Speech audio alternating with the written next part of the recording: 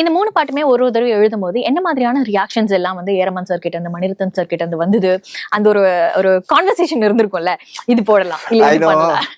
Actually reaction எதுவும் இல்லைன்னா நல்லா இருக்குன்னு அர்த்தம். ஓ ஏன்னா நாங்க படம் எடுக்கும் பொழுதே அப்படிதான் பண்ணுவோம். ஷார்ட் ரொம்ப நல்லா இருக்குனாக்கா ஓகே அடுத்த ஷார்ட்னு சொல்லி கேமரா எடுத்துட்டு போற டைப். ஸோ பாம்பேல இருந்து வந்து ஒர்க் பண்ற நடிகர்கள்லாம் சில சமயம் என்னையாச்சு நல்லா இருந்துச்சா நல்லா இல்லையா கோச்சிட்டு போயிட்டாரா அப்படிலாம் கேட்பாங்க. ஏன்னா அங்கெல்லாம் ஒரு ஷார்ட் நல்லா முடிஞ்சதுன்னா நின்று கை தட்டி எப்படி பிரமாதமா பண்ணிருக்கீங்க அப்படிலாம் கொண்டாடிட்டு அடுத்த ஷார்ட் போவாங்க. ஓகே இங்க நம்ம ஆசைப்படுறபடி அமைஞ்சிருச்சுன்னா வில் கீப் மூவிங்.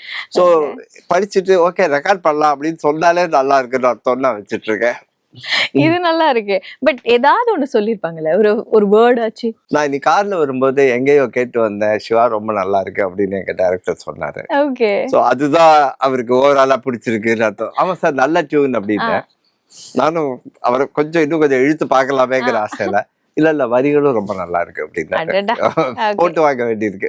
ஏரமன் சார் என்ன சொன்னாரு? அது ஏரமன் சாருக்கு அந்த கரு மை கொண்ட கண் நோக்கி அதை படிக்கும்போது நைஸ் அப்படின்னாரு. அவ்வளவுதான். So I know that part really fell in place. கருமை கொண்ட கண் நோக்கி போய் சொல்லியிருந்தாயா போதும் போதும் என சென்றாயா, அது அவருடைய டியூனுக்கும் சந்தத்துக்கும் வரிகளாகவும் நறுக்குன்னு உட்காந்துடுச்சுன்னு எனக்கு புரிஞ்சது.